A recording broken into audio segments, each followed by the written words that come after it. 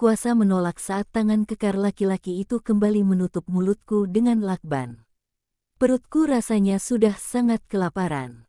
Aku kehausan. Aku mencoba meronta-ronta memanggil laki-laki itu.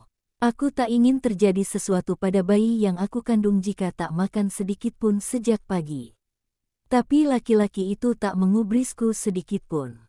Dia malah asyik dengan handphone yang ada di tangannya. Tuhan, sampai kapan penderitaan ini? Aku seperti tak punya tenaga lagi. Tiba-tiba handphoneku berdering, laki-laki itu dengan sigap meraihnya dari atas meja.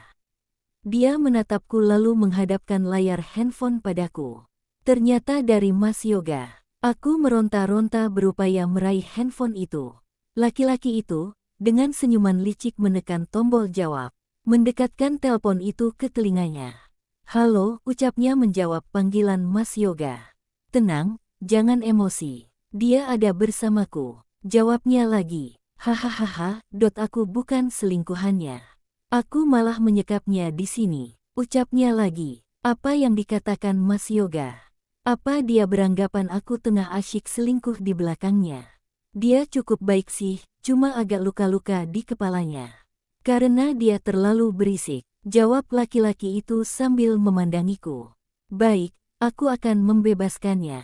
Asalkan kamu membawa uang 500 juta ke tempat yang aku katakan nanti," jawabnya. Aku terhenyak mendengar uang sebanyak itu. Dari mana Mas Yoga mendapatkan uang sebanyak itu dalam waktu singkat? Sedangkan aku sudah mengatakan pada Pak Santoso untuk membatasi apapun yang Mas Yoga ambil dari perusahaan. Aku beri kamu waktu 3 jam untuk mendapatkan uang itu.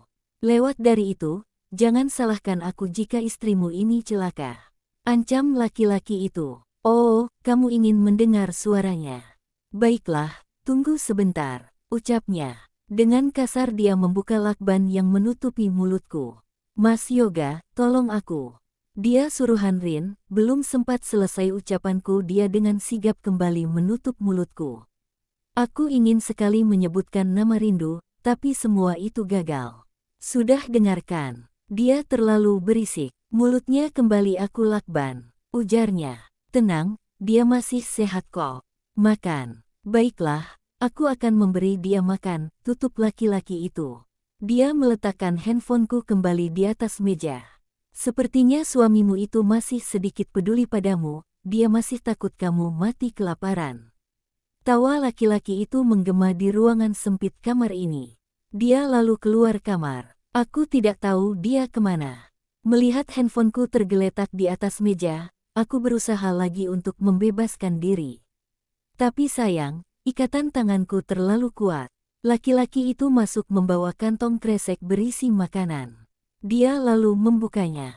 Aroma harum bawang goreng menusuk hidungku, membuat perutku semakin kelaparan. Dia lalu membuka lakban di mulutku, hendak menyuapiku. "Bisa aku makan sendiri?" ujarku bertanya harap. Rasanya tidak sudi disuapi olehnya.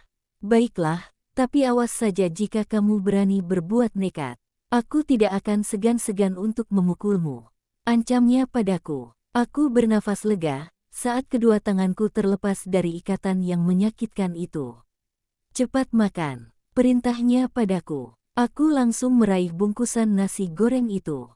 Memakannya dengan lahap. Aku sangat kelaparan. Tanpa sadar, butir-butir air mata menetes membasahi pipiku.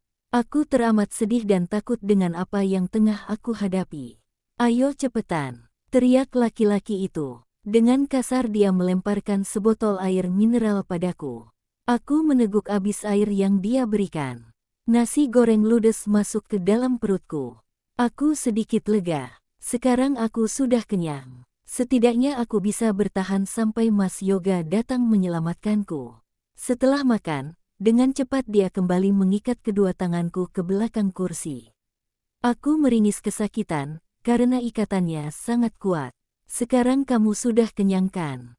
Tinggal 1 jam lagi, jika suamimu tidak bisa memberikan aku uang tebusan itu, maka nyawamu sebagai balasannya," hardiknya padaku. Aku bergidik ngeri, jangan sampai dia menghabisiku. Dia lalu duduk tak jauh dari tempatku diikat. bermain handphonenya sambil sesekali melihat jam di pergelangan tangannya. Handphone laki-laki itu berdering. Dia langsung menjawabnya. Ya sayang, ada apa? Jawabnya pada orang yang menelpon. Aku yakin pasti itu dari perempuan itu. Wow, dia berhasil mendapatkan uang itu. Kamu yakin? Baiklah, akan Mas lakukan. Tutupnya. Suamimu ternyata cinta juga padamu ya. Dia berhasil mendapatkan uang itu, ujarnya. Dia lalu mengambil kain hitam.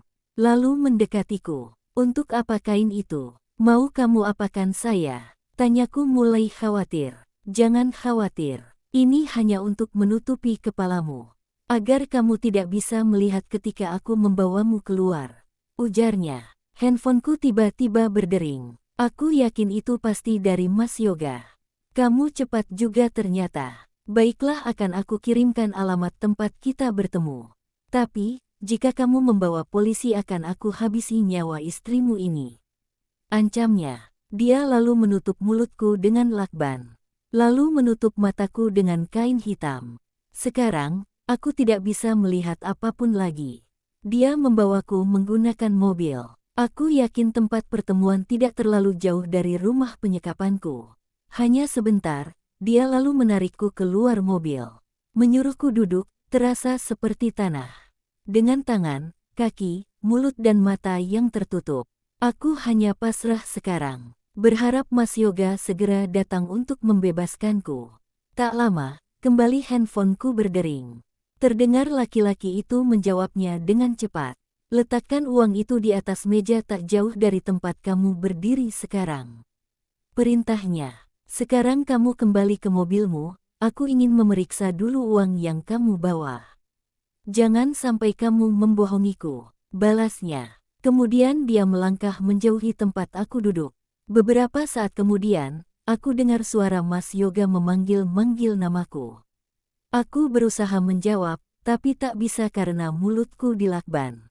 Aku dengar, suara Mas Yoga semakin mendekat.